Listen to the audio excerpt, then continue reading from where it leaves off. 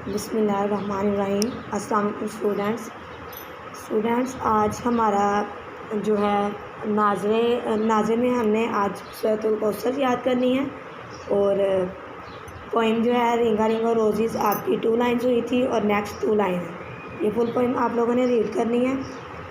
And next है उर्दू का page number, ये हमने जीम वाला रीड कर लिया था। नेक्स्ट पेज नंबर 34, ये CW करना है आप लोगों ने।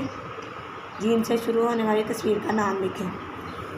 और पेज नंबर 35 जो है ये आप लोगों ने HW करना है, अल्फाज को सही तस्वीर से मिलाएं। उर्दू का ये आप लोगों का काम है।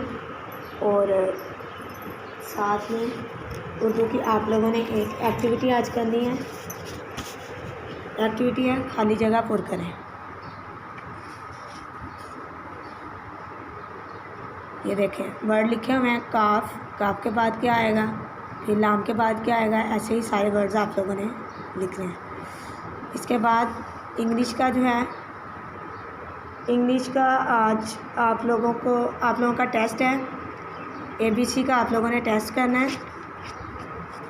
और इसके बाद 1-2 का जो है आप लोगों ने 1 to 40 काउंटिंग फुल राइट करनी है,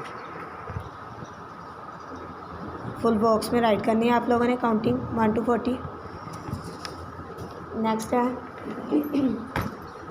इंग्लिश का हमारा, हमने लेटर E रीड कर लिया था।